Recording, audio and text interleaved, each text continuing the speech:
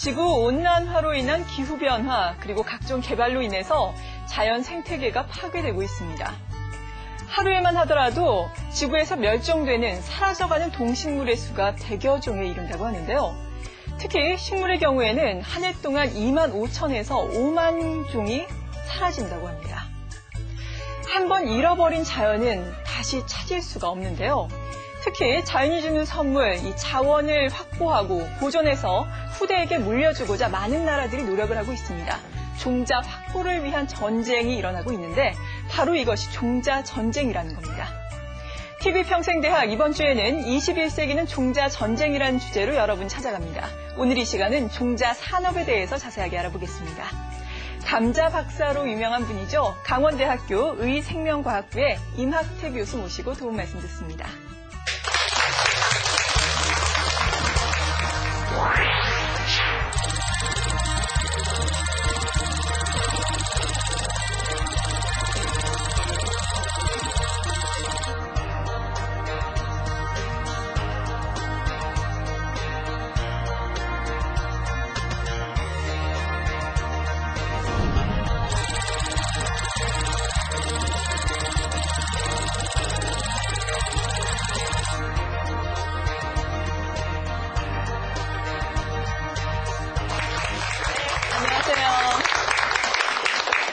네, 오늘의 시간은 종자 산업에 대해서 본격적으로 알아볼 텐데요.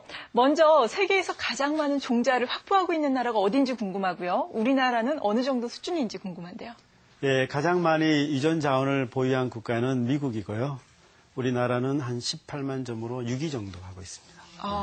그래도 많은 편이죠. 예, 예. 중요한 건 유전 자원이 많은 게 중요한 게 아니고 얼마나 쓸모있는 자원이 많으냐. 그게 굉장히 중요합니다. 네. 그러니까 얼마나 쓸모있는 종자를 개발을 하느냐, 만들어내느냐, 이것이 관건이다라는 말씀이신데, 그렇다면 종자를 확보하는 작업이라든지 개발하는 작업은 대략적으로 어떻게 이루어지는 겁니까?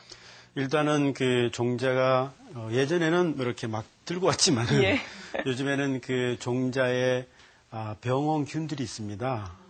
그래서 반드시 여러분 공항 가시면은 입구 갈 때 식물 검역 이제 반드시 이렇게 기재하게 하지 않습니까? 그래서 국내 같은 경우는 이제 그 국가적인 은행들이 있습니다. 거기는 이제 돈이 많은 게 아니고 자원이 예를 들어서 뭐 감귤은행은 제주도에 있고 그다음에 감장은행은 강원도에 있고 제가 하고 있고 그다음에 배추은행은 충남도에 있고 인삼은행은 경기도에 있고 그런 식으로 해갖고 심지어는 버섯균주은행 그래서 한 32개 은행이 있고 농촌진흥청에서 하는 또 자원센터가 있습니다. 그래서 국가기관에서 공식적인 절차를 통해 갖고 자원을 들여오고 평가하고 그래서 실제로 이것이 새로운 품종을 개발하거나 아니면은 의학에 쓸 수 있는 소재 개발하는데 여러 가지 평가 방법을 통해서 이용되고 있습니다. 네.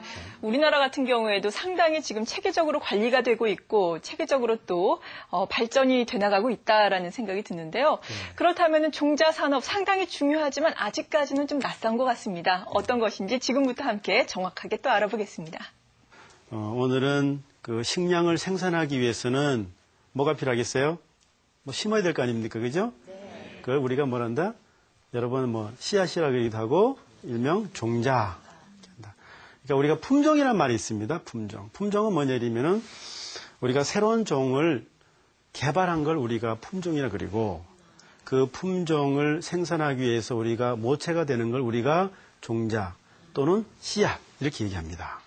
그리고 영양체 같은 경우는 뭐 고구마는 줄기나 감자는 예를 들어서 감자도 이렇게 괴경을 잘라 쓰고 딸기나 이런 영양체로 번식하는 작물은 우리가 예전엔 종묘라 그랬는데 1995년에 종자 산업법이 우리나라에서 발효되면서 통일시켰습니다. 그래서 이것을 종자라고 통일을 시켰습니다. 그래서 씨앗, 종묘라는 말을 안 쓰고 종자라는 말을 쓰게 됩니다.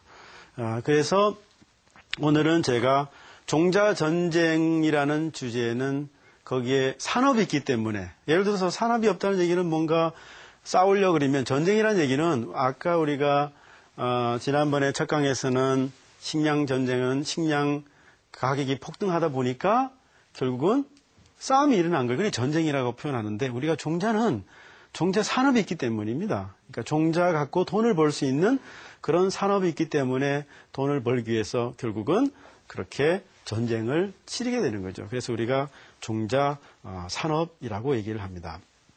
즉 종자 산업이라는 것은 어떤 작물을 생산하기 위해서 신품종을 육성하고 육성된 품종을 증식, 생산, 판매하는 그 전체 일련의 산업을 우리가 뭐라 그런다?